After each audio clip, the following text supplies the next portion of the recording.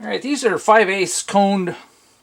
They're 5/8 hole, I'm pretty sure. Yeah. Yeah, they're 9/16 tall according to this, but they're technically a high misalignment washer, spacer, that is supposed to go next to a heim joint so the heim joint can rotate further, okay?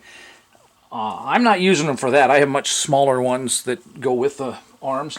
What this is for is when this pin goes down into the spindle, it's going to be sticking out some. And with it sticking out, you can't run the nut all the way down, even with a washer, to tighten it up. Okay? Now, that would just be not a big deal. You could put a flat washer and a lock washer on, crank it down. The problem is that the... Well, let's do it with this one since this one's out. Shit, while I'm at it, why don't I just go grab a spindle? See, there's about 1/8 of an inch sticking down there. Okay. And the Moog should be pretty much identical. Yep. Okay. Okay. So what's going on here is you can put that down there and you could put a washer or two, you know, a lock washer in there to be able to tighten that down. The problem is that there's your hole for the cotter pin, okay? And you definitely want your cotter pin engaged. So what I found is that these, interesting.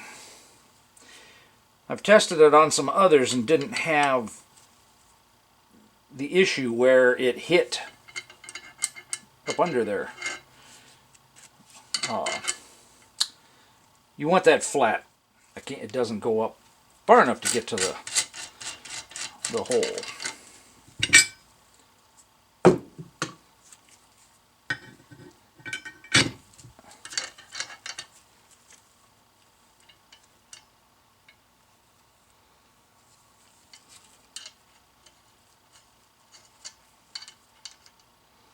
And that one doesn't either. So I guess I might need to modify these. Looks like I might need to take these and cut them off 1/8 of an inch here, at least, to get that up to where the hole goes. Yeah, 1/8 of an inch, 3/16. And since I'm having a problem with the diameter, I will probably have to, I'll cut it from the back side here. Okay, so that way that'll reduce the diameter and make it to where that'll sit flat. It seems to me when I did them before, but I did them with a 720 spindle, which is nearly identical. Close enough for what I was doing kind of thing, but anyway.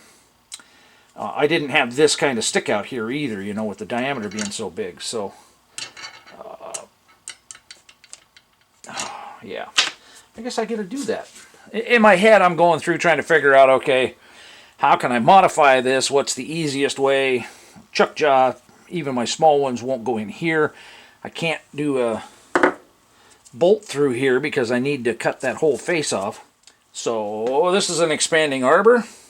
I've already cut it for one thing, but I don't remember what that was.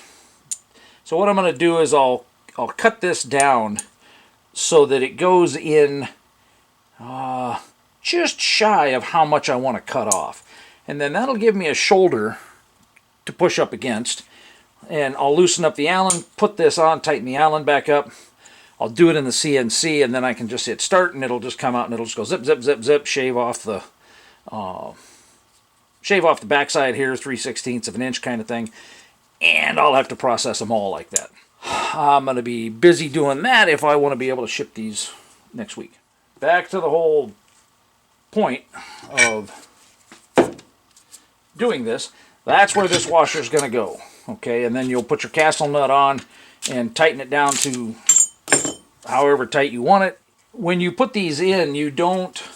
I've read a couple things, and you need to go read on ball joints. When you crank them down, you get them to where you want them tight, whatever the torque spec is, and then you keep tightening until the slot lines up. You don't back it off looser, okay? You just keep tightening it. I guess it's a good thing I'm doing this, because I would have sent these all out just assuming that this worked, and people would have been like, what the hell? Alright, I kept that expanding arbor on the manual lathe just because it was quick and dirty. Since I have so many of these to do, I will mount this in the CNC lathe and do it that way. But, you know, to do 24 of these for the 12 kits, I could just do them manually. We'll see. I am not sure that I want to cut down any of the others extra until I do them again, and, you know, I'll still be using the same ball joint, so it's not an issue. Anyway, blah, blah, blah. So what you do is when you cut one of these, not that it matters to the group buy people, but you tighten that Allen in till it's snug. Okay, you want this to expand maybe a thou. Okay, and then you cut it to the diameter you want, and so that way when you loosen it up, that should drop down a little bit.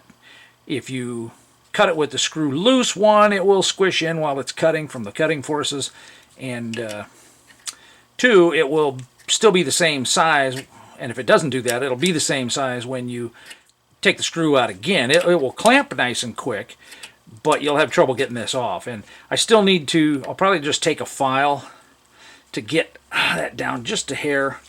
But as you can see, it does that. I cut it back to 0.380 because I knew I wanted this 0.400. That leaves a 20 thou so I don't hit the end of the arbor.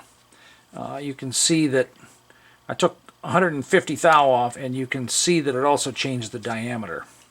So I don't remember if I pointed it out in video or Instagram or whatever, but the diameter was too big. I don't remember having to cut these last time.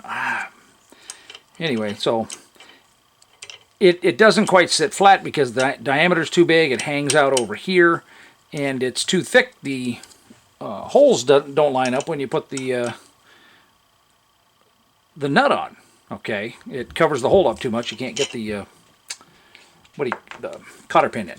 So anyway, with it cut down the 100 thou needed to get this on, the diameter is reduced too, and now it looks like it's made for that. It's perfect. There's come on, there we go. You know, tiny bit of wiggle room here, so I'm not on the fillet, you know, on the other side there, the back side. And when it tightens down, there's plenty of room there for the cotter pin. And if you need to come out a little bit, you know, there's still plenty of room there. It can come out a few turns and still be able to get a cotter pin in there. If it turns out that yours, the nut goes in too far because your taper or whatever is a tiny bit bigger and the ball joint seats in further, you can always put a washer. This is a pretty thick one, but you can always put a washer either under the cone or between the nut and the cone. Preferably, my preference would be between the nut and the cone, but I don't know that it would really matter. And I think I mentioned before, when you crank these down, you get them to torque. If the cotter pin doesn't line up, then you keep tightening them until the slot does line up. You don't loosen them back up. When you put this on, whether this connects on this and holds it, most of the traction and everything is going to be between this and the carrier. So make sure you put some grease here and on the top of the spindle here, so that when that is in there, that's lubed and it will spin freely. You don't want grease down in the taper. That taper needs to just be clean and dry, and then tighten down. So basically, before you put the boot on, put a little grease on the end of the boot here, and then, you know, put it together and call it good.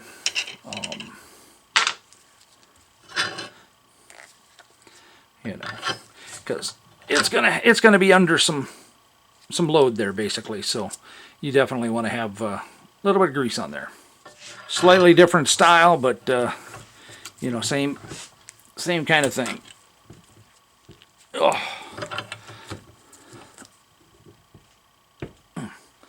You can see what I'm talking about there. So this uses a shorter nut.